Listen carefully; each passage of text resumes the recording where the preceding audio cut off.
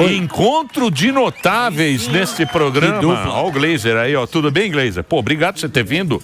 Que presença, que honra receber você aqui, né, Sérgio? Opa, obrigado aí pelo convite mais uma vez, estamos juntos aí. Então você vai fazer a primeira pergunta para o nosso querido... Pro Marcelão, lógico. Poxa, claro. Olha aí, ó. Vou perguntar então um tema que todo mundo gosta, né? E eu gosto do jeito que ele responde também sobre isso aí, sobre... Você viu, não sei se você chegou a ver semana passada a liberação dos documentos lá, do famosos documentos aí, né? O site bateu 1 bilhão de views. Caramba! O site do governo americano sobre o UFO bateu 1 bilhão de views. Mas fala pra gente sua visão aí sobre a vida fora da Terra e tudo, que eu sei que você tem uma visão muito, muito legal. Bom, beleza. 1 bilhão de visualizações. São muito mais populares de qualquer outra coisa, os ETs, né? Mais que qualquer outro humano, pelo Mais jeito. que o Neymar. Não é não? Mais que o Neymar. Pois é, cada um tem um na praia, né? Vamos dizer assim. Mas, então, vida fora da Terra. Bom, até agora a gente não achou, né? Infelizmente, moçada, a ideia é a seguinte, essas visualizações de espaçonaves e luzes no céu e abdução por seres extraterrestres, documentos da Marinha Brasileira, tem um monte de coisas do Brasil, né? E também dos Estados Unidos e outros países. Não tem nada com N grande de concreto sobre a vida ou a presença de alguma entidade extraterrestre que seja aceita pela comunidade científica, entendeu? Infelizmente, aí você fala, porra, esses cientistas são um saco, né? Porque Sim. ficam, né, tirando a festa da gente. Pô, 1 bilhão de pessoas, ET, e a gente dizendo, não é, entendeu? Diz que é Starlink, né? Diz que a gente vê Starlink. Isso é recente, Diz que é Starlink que a gente... O Starlink está fazendo é danificar até os telescópios, a astronomia por causa das listas dos telescópios, né? Um problema seríssimo que vai piorar cada vez mais. Então, essa história aí é meio complicada. E a gente olha para o sistema solar, talvez tenha tido vida em Marte há muito tempo atrás, mas fora isso, a gente não pode dizer não, sabe? A ciência não é nunca aquela coisa que diz não tem. A ciência só diz tem quando encontra. Essa é uma coisa muito diferente, né? Então, falar, não existe, não sei. O que tem de concreto?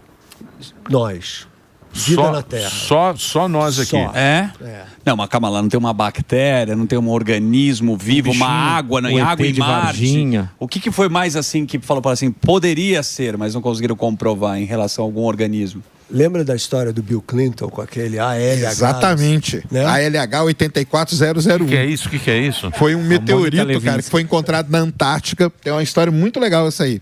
Quando eles fatiaram o meteorito e colocaram um pedacinho dele no microscópio, apareceu algo que parecia uma minhoca. E muita gente... Teve até artigo na Science na época, né? Falando que tinha descoberto vida. O Bill Clinton, ele estava indo para Camp Davis de helicóptero. O helicóptero dele voltou. Isso tem no YouTube. Tem no YouTube isso.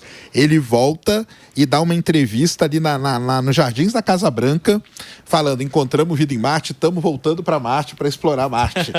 Porque, para quem não sabe, Marte ficou um tempão, desde a década de 80, quando as Viking morreram, né?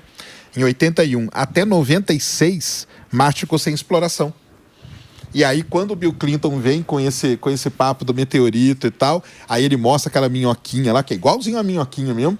Aí o pessoal, opa, vamos voltar a explorar Marte. Mas não era nada, no final era só uma rocha mesmo, mas ajudou a exploração marciana. Exatamente. E parênteses, né? Uma rocha que veio de Marte e caiu aqui na Terra é uma coisa incrível, né? Só que como que aconteceu um negócio desse? Isso é mesmo. Não é que tem um cara jogando, entendeu? A pedra, olha, moçada, vamos acertar a Terra ali, entendeu?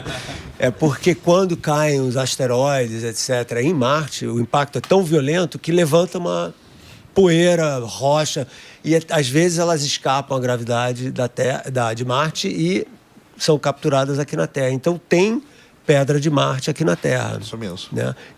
Aí, supostamente, se tivesse vida, as bactérias iam pegar uma carona no asteroide, na pedrinha, e caíam aqui. E isso já se demonstrou, sabia? Que se você tem umas bactérias no coração dessas pedras, eu tô falando pedra desse tamanho, assim, né? Senão, elas resistem à entrada na Terra. Caramba. Marcelo, tem um livro que eu gosto muito, que é do Carl Sagan, que é O Mundo Assombrado pelos Demônios. Eu também. Fã principalmente daquele capítulo do dragão, na garagem, que é muito famoso. E eu sei que, pelo menos, acompanho seu trabalho há muitos e muitos anos, você se considera agnóstico, eu também me considero agnóstico. E as pessoas, é quase uma ofensa para muitos você falar que é agnóstico. E eu queria que você tentasse explicar o que é um agnóstico e o que existe de evidência até hoje de algo sobrenatural. Você falou de vida, mas aí eu estou falando de qualquer sobrenaturalidade de forma mais ampla. Então, vamos fazer assim, 3 categorias da nossa relação com o divino, né? Uma, eu acredito na base da fé. Então, para uma pessoa que acredita, você não precisa provar que Deus existe. Porque o problema sente. Não é isso. Você acredita e pronto, entendeu? Provar que Deus existe não é necessário, né? Então, essa é a fé, baseada na fé. O ateu é o extremo oposto. Tem certeza que não? Tem certeza que não, eu vou fazer um comentário a respeito disso, né? E o agnóstico é o cara que diz o seguinte, exatamente aquilo que eu acabei de falar da ciência. PSDB, né? A ciência não... Fica no meio do planeta. Boa. Terceira via. Dá tempo. Né? O cara fala, olha, eu não tenho evidência, mas eu também não sei tudo, eu tenho a humildade de aceitar que a gente não sabe tudo, né? E, portanto, eu mantenho uma cabeça aberta. Pode ser que sim, pode ser que não. Né? Se amanhã alguém mostrar que não, sim. É que nem o cara, né? Que o cara que era ateu a vida inteira, mas antes de morrer, ele resolve ficar religioso, né?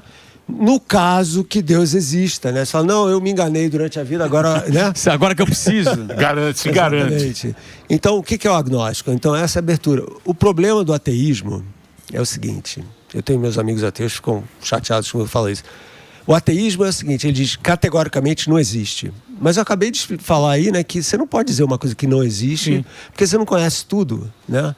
Então eu digo assim, eu não sei se é ateu ou não, Sérgio, mas... Eu sou ateu, mas eu não sou tão radical, não. Mas então, o ateísmo, para mim, contraria o método científico. Por quê? Porque você está fazendo uma asserção não existe sem ter provas concretas do que você está falando. Então, uma fé na não fé.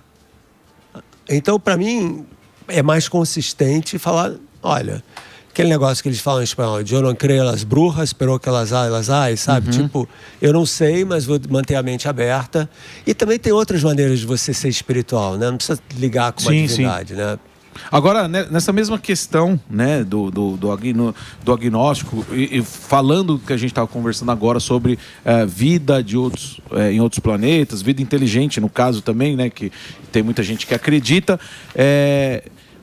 mais pro lado filosófico do que o científico, né? Porque muita gente, principalmente quem acredita, fala assim, pô, é muita prepotência do ser humano achar que só a gente, nesse espaço gigantesco, infinito, achar que só existe a gente de vida inteligente.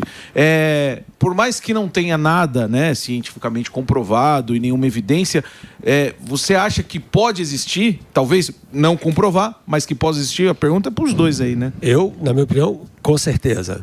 Né? Porque não tem nenhuma lei da natureza que diz que não pode existir vida em outro lugar. Exato. Né? Quer dizer, se a vida é um fenômeno que veio da não vida, né? A gente fala, o grande mistério, como é que química vira biologia? Sim. Pô, ninguém sabe. Mas você tem lá carbono, oxigênio, os elementos básicos da vida em outros lugares que tenham condições. A gente também está só falando de vida como a gente conhece. Sim, né? sim. Isso aí. Que tem sei lá o quê. Exato. Lá, né? Então você não pode afirmar não tem. Então eu digo o seguinte, pode ter. A gente ainda não tem nenhuma evidência. Infelizmente, eu trabalho nisso hoje em dia muito, né? Como que eu vou achar vida fora da Terra sem pegar um foguete e ir para outro planeta, né? E tem maneiras de fazer isso, né? Porque a gente quer encontrar. Mas, por outro lado, né, o Carl Sagan dizia que a história se tem ou não tem vida em outros planetas é a única pergunta que eu conheço, talvez vocês conheçam outra, que as duas respostas sim e não são muito, muito importantes. Porque se não tem, aí vira esse negócio, nós, cara, sozinhos aqui. Exato. Né? Assustador. Mas Meio isso sem não é sentido, né? mas isso não é porque a gente é muito sofisticado. O ser humano nós somos uma coisa muito sofisticada, que a gente não consegue entender a nós mesmos, de tão sofisticado que a gente é. Acho que é mais isso, né? Pode ter mais sofisticação ainda lá fora. Não, eu sei disso, mas a gente consegue imaginar isso, né? Por exemplo, você imaginar o buraco negro, a gente não consegue nem entender o tempo, sim. Essa coisa. A gente tem muita sofisticação, né, do conhecimento humano, né? Isso com certeza tem. Sim, isso aí sim. Que você fala que o ser humano por si só já é algo complexo. É algo complexo. E a gente quer encontrar alguma coisa melhor do que a gente. A gente sempre tenta. E a gente sempre se coloca como um inferior, como a gente é um ser ruim, um ser... Eu acho que às vezes até o contrário, na minha opinião, às vezes a gente se coloca como superior. Porque assim, depois do que teve o tsunami, foi descoberto os seres que ninguém imaginava que existiam, certo? Que tá aqui no nosso planeta, lá embaixo. E pra assim, onde? Ué, você não viu? Não. Depois do tsunami lá, que teve... Não tô sabendo. Não tá? Depois Depois eu posso pra você. Tinha bicho que ninguém nem sabia que existia aqui no planeta. Imagina lá fora, que talvez também a gente não tem esse conhecimento. Então, eu acho que às vezes é até o contrário. A gente se coloca como muito superior e não como nós é ruim. É que uma coisa que o Emílio falou, que eu vejo muito em representação em filme, é que a gente... eu acho que é nisso que o Emílio quis dizer, é que sempre imagina o ET muito melhor do que a gente. Muito mais, tem a sofisticação, tem a Terra, né? Tem a tecnologia, é porque muito ele consegue mais. chegar na gente. Se o alienígena chegou até aqui, exato, ele é um pouquinho mais, né? Pelo menos tecnologicamente melhor que a gente. Mas tem um argumento, Marcelo, que muitas vezes se usa, que é o do infinito. Se eu tenho infinitos planetas, infinitas galáxias, universo em expansão, a probabilidade de existir não é zero. E, dado que não é zero, por que a gente não conseguiu provar nada? Como que você soluciona isso com a sua visão? Então, tem essa ideia, né? Isso daí se chama pensamento indutivo, né? Que é a ideia seguinte: o universo é grande pra caramba, as leis da física e da química são as mesmas pelo universo inteiro, isso a gente já sabe, né? Só na nossa galáxia tem pelo menos 1 trilhão de planetas, 1 com 12 zeros é planeta pra caramba, né? A Terra é 1. Sim. Né? Por que não tem outros, né? Novamente, podem ter outros, né? A questão é por que eles não vieram até aqui, né? E tem um ponto também, né? Que tem a janela de tempo, né? Que eles teriam que, coexistir no mesmo tempo que a gente existe. E se você pensar a humanidade, ela é muito recente, né? É verdade. A humanidade é muito recente. Então, a janela de tempo que a gente existe, a gente considerar o universo aí com 13 bilhões de anos, né? A janela de tempo que a gente existe, ela é muito pequenininha.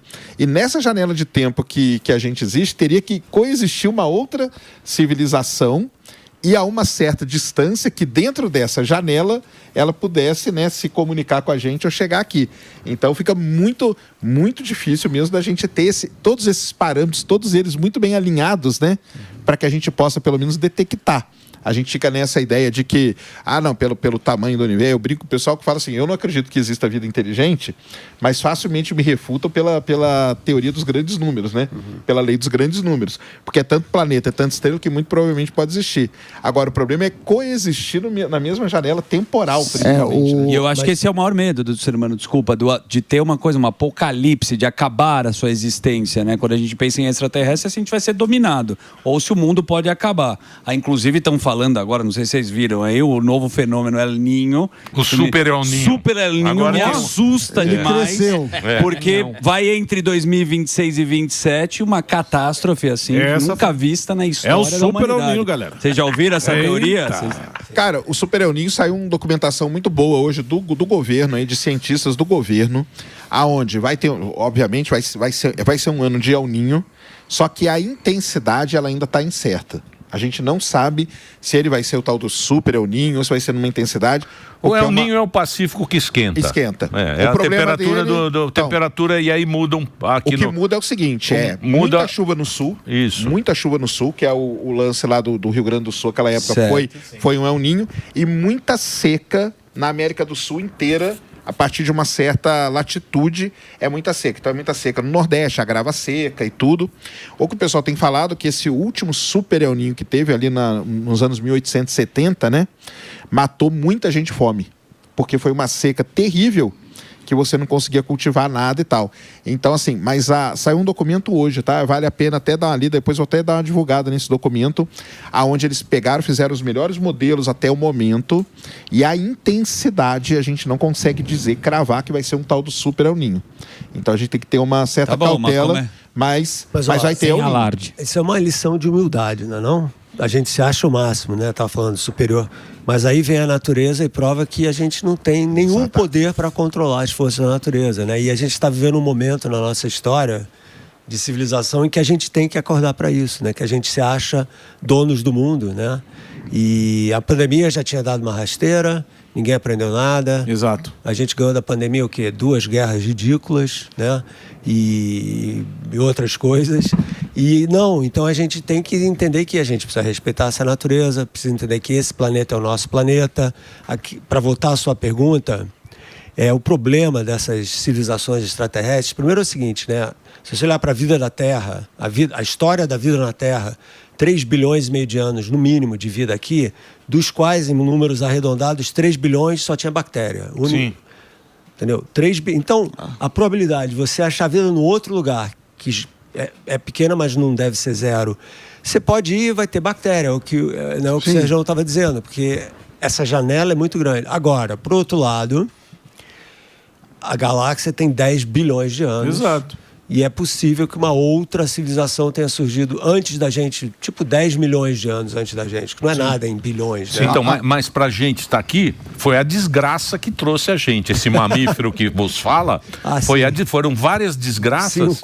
5 desgraças, né? 5 desgraças que nos deixaram ser os caras que estão dominando. E a gente domina muito bem o planeta, né? Eu não sei se está muito bem, a gente domina, mas... Não, sim, mas... Estamos aqui. Não tem ninguém. Estamos na correria. Estamos na correria. Os dinossauros dominaram por milhões de anos. Sim, então, mas a desgraça desencadeou esse ser que está aqui hoje, né? É sempre assim. Mas eu acho magnífico. Pô, você não sabe o que eu acho bonito a inteligência de vocês. Por isso que eu acredito em Deus. Deus, vocês têm centelha de inteligência. Eu acho tão bacana, cara, ver pessoas que têm essa, né? Porque repertório. A gente fica admirado, a admiração do ser humano é você fala, puta, eu sou um ser humano, mas eu tenho um ser humano aqui que eu admiro, que eu acho muito melhor do que... Emília, eu acho muito bacana isso, cara. Sabe que todo mundo pode ter curiosidade. É isso. Não, mas não é. Mas Vocês são dotados de um negócio muito bacana, cara. Está tentando, não é? Ele está sendo humilde. Ele falou, mas não é. Pega um cara curioso igual nós, jumento. A gente lê e não entende nada. Pega um burro curioso. Ele já falou, lê o que vai sair do negócio lá do El Ninho. A gente não consegue entender o relatório. Solta um curioso no laboratório, ele morre. Eu acho muito bacana isso, porque eu acho que isso é... Eu acho que Deus dá... Ele joga... Esse dom. Ele joga o dom, ele joga... E aí cai nas pessoas, e aí a gente tem mentes brilhantes que ainda bem que a gente pode dividir com tanta audiência aí acompanhando a gente. Pô, obrigado por vocês terem vindo e batido e conversado com a gente. Com certeza. Professor. Deixa eu fazer só uma perguntinha aqui, que a gente está falando de assuntos bonitos, mas eu quero saber da guerra. Porque assim, a exploração de planetas, né? Porque assim, todo mundo está manifestando um grande desejo. E a gente tem, o Sacani já veio aqui, já falou também, do espaço também. Como é que estão essas conversas, o Sacani, da exploração desses planetas? Quem que está se mexendo? Como é que funciona? Quem chegar primeiro leva? Todas essas dúvidas aí. E pode desencadear em alguma coisa mais forte? Se o Marcelo quiser comentar também. Cara, assim, a gente sabe, né, hoje que o espaço, ele é o cenário onde se desenrola boa parte da guerra. Você vê pelos drones, né, todos eles são comandados por satélite GPS. Ou seja, então você tira o GPS, você não tem drone. Então o espaço, ele é um fator fundamental. A questão da exploração da Lua, por exemplo, é uma questão que ela não... Hoje, atualmente, a gente não sabe o que vai acontecer. Tem uma área muito legal, eu sempre falo isso aqui para quem estiver ouvindo aí e quiser ir para essa área, que é o direito espacial. O direito espacial é quem vai decidir como que vai ser tudo isso. Que é quem chegar primeiro, porque os Estados Unidos já chegou. Sim. Para os Estados Unidos, os locais onde a Apollo pousou são patrimônio da humanidade. Para a China, não. E aí, como que fica isso? Quer dizer que a China pode pousar em cima de onde os Estados Unidos pousou? Para vocês terem uma ideia, há pouco tempo, não sei se o Marcelo chegou a ver, mas chegaram a cogitar, numa maneira bem fácil de resolver o negócio da Lua, um tratado de Tordesilhas. Que loucura. Porque se a gente voltar lá em 1500, era Espanha e Portugal. O que fizeram com o mundo? Dividiram no meio. Sim. Lógico.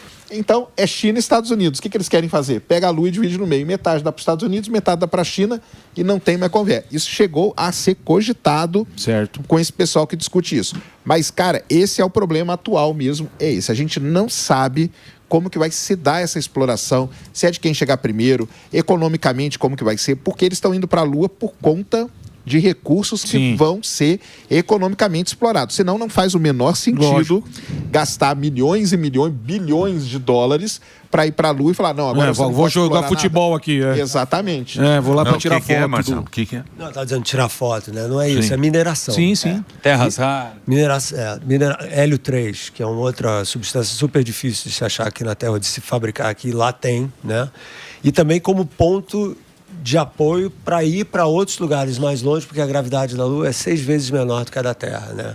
Você estava falando de futebol? Sim, sim. Eu, às vezes, fico brincando. Cara, as Olimpíadas em 2054 vão ser lá na Lua. Mas aí os caras pulam pra caramba, né? Porque você tem... Exato. Se você pesa 60 quilos aqui, na Lua você vai pesar 10. Nossa, eu vou pra Lua, então. É, cara. Toma aí, Você vai Sérgio. voar Já é, Lua. alto pra caramba. Você já...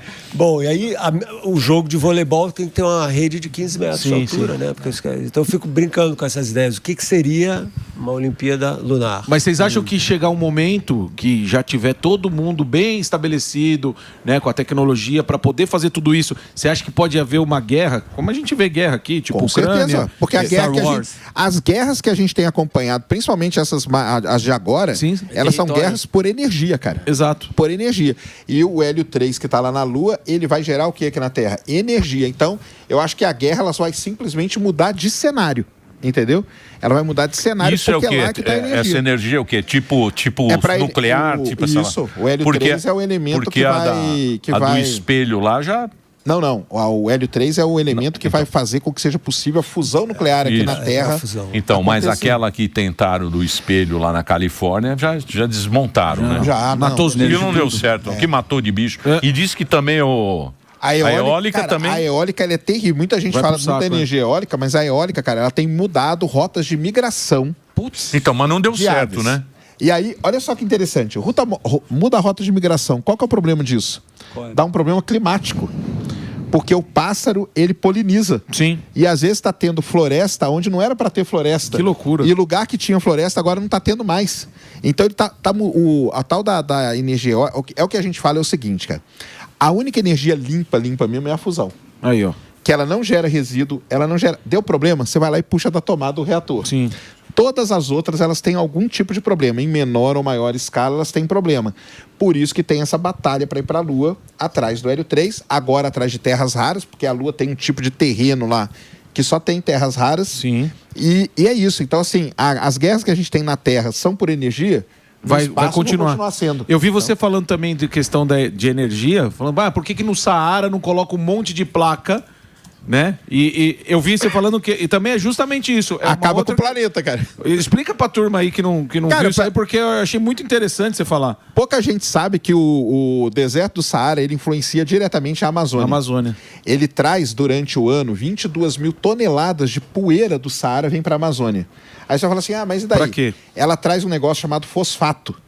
O fosfato da Amazônia ele é lavado por causa das chuvas. Então, se você não tiver reposição de fosfato na floresta, a floresta vai morrer. E quem repõe o fosfato é o deserto do Saara. Se você cobrir o deserto do Saara todo de placa, é aquele negócio, né?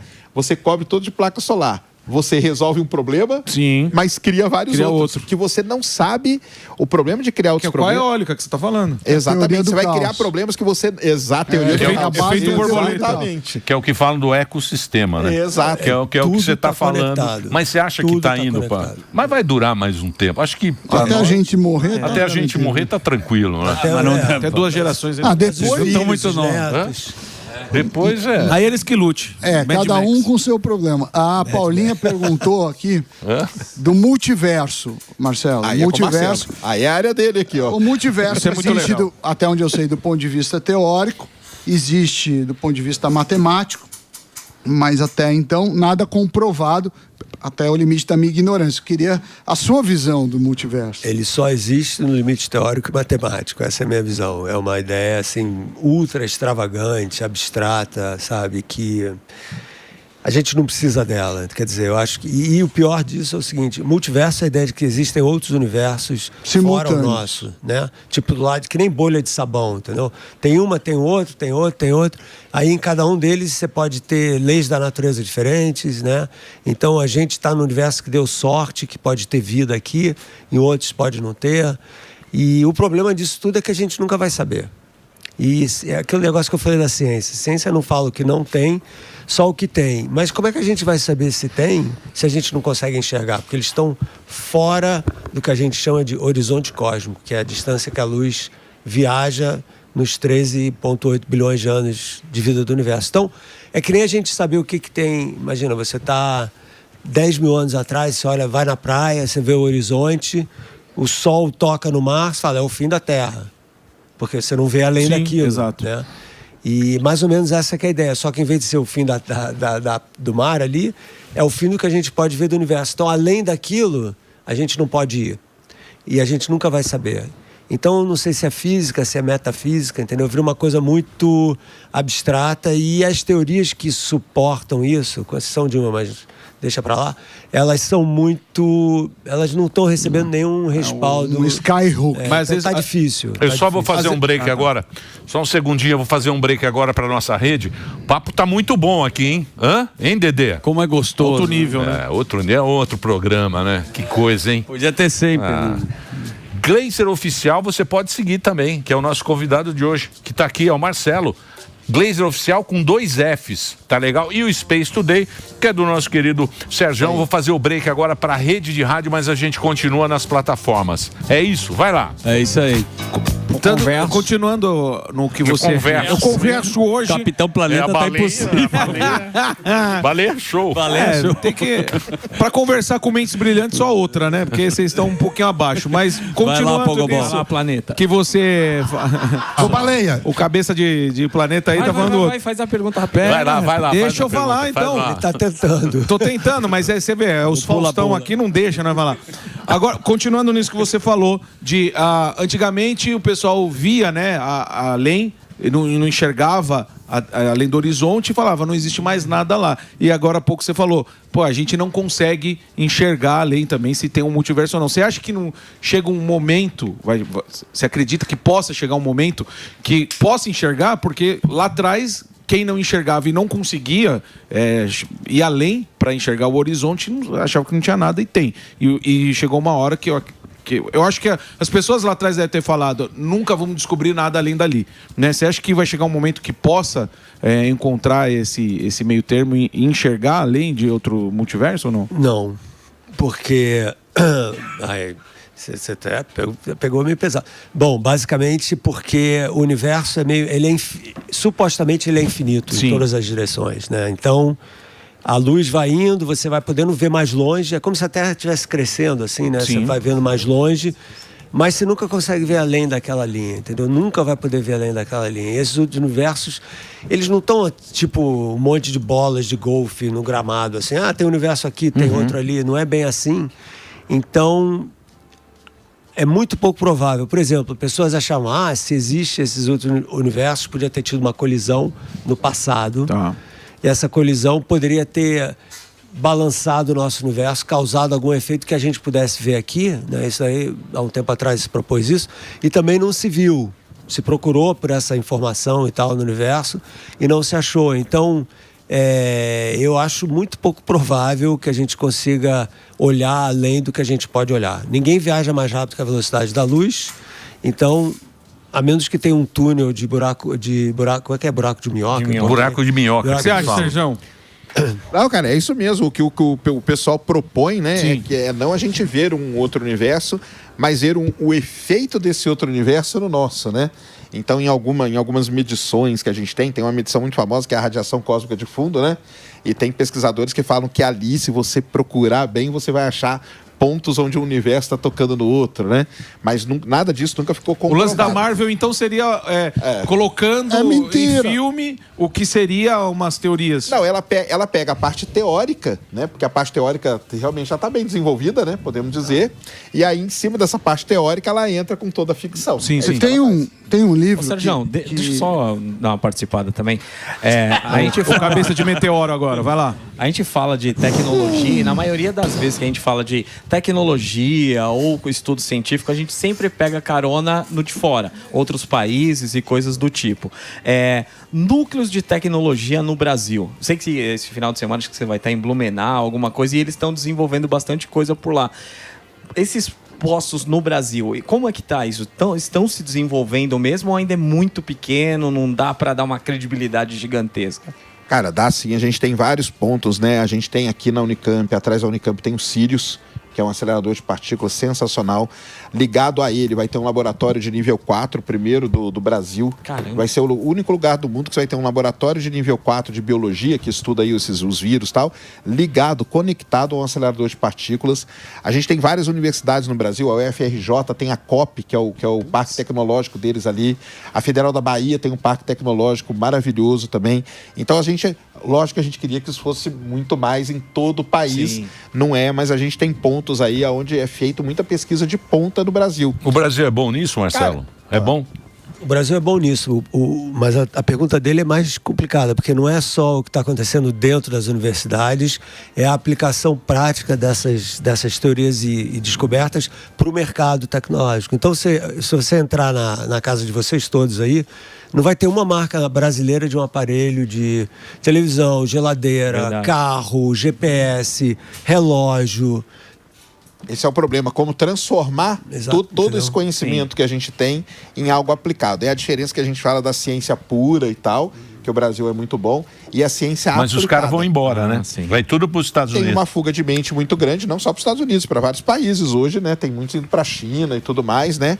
Mas o lance é esse, o que o Marcelo falou é sério, é como transformar, como capitalizar em cima das ideias que a gente tem, que a gente produz. Então o Brasil, numa parte, ele está indo muito bem, mas na outra parte a gente está, né? Avião a gente faz bem, né? Avião, a Embraer. tecnologia da Embrapa também, né? Embrapa com sementes. Sementes. Ó, essas três coisas, né? Embraer, que faz os jatos que são bons. Agro, que são os disparados, o maior número de patentes internacionais do Brasil são em agro. E essa exploração de águas profundas de Petrobras, petróleo, né? que ele entende dessas coisas. É isso mesmo. Né? E Tirando fora isso... Fora isso, nada, Não, né? cara, você vê os profissionais dessas três aí empresas que a gente falou, são os profissionais mais queridos no mundo todo, né? Então a própria Petrobras aí é líder absoluta de perfuração em águas profundas, que é um negócio altamente tecnológico e que nenhum outro lugar consegue. Os noruegueses, o pessoal no Golfo do México chama e vem aprender aqui para depois aplicar lá. Então, assim, mas a gente tinha que ter mais transformação desse conhecimento em tecnologia pra gente, entendeu? E lembrando aqui, eu tenho falado em todo lugar, não vou deixar de falar aqui também, que a gente tem uma audiência maravilhosa. Estamos num ano muito complicado, que é o ano de eleição. E o Brasil é a segunda maior reserva de terras raras do planeta. Certo. Então, cobre de quem você vai votar, não importa o lado, a cor, nada...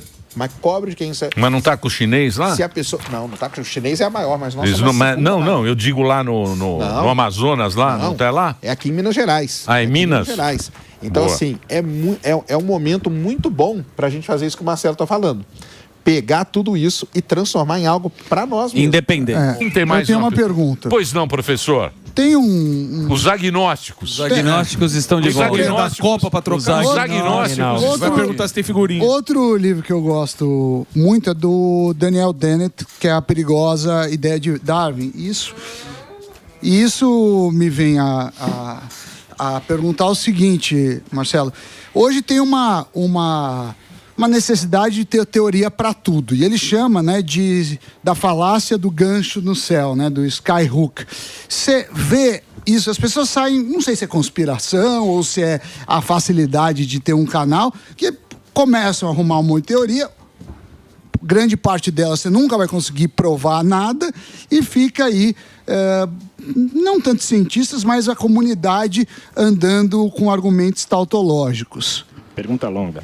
Bom, esse negócio de teoria de tudo é uma coisa bem arrogante, né? Quer dizer, nós, seres humanos, aqui nesse planeta, com a informação limitada que a gente tem da natureza, acha que vai encontrar uma teoria que explique tudo. O tudo aí não é tudo, mas é como que os componentes da matéria funcionam e tal. E tem um erro fundamental nessa história, que é o seguinte: quando você olha para o mundo, né, você vê as cores, você sente o calor, você respira e tal. Essa é o que a gente percebe do mundo. Aí a gente inventa um monte de instrumentos, telescópio, microscópio, para amplificar o que a gente pode ver do mundo, né? Mas todo instrumento que amplifica essa visão de mundo tem um limite. A gente nunca vê tudo. Então como é que você pode ter uma teoria de tudo se a gente não sabe tudo que existe, né? Então é uma coisa fundamental, básica.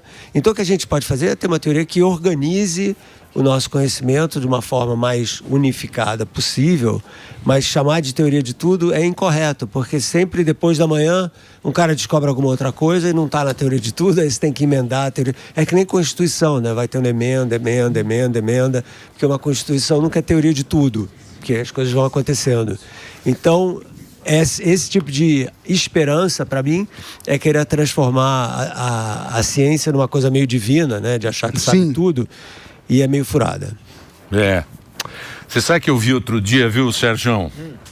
Puta, você sabe quanta gente vive? 900, em média, 960 meses.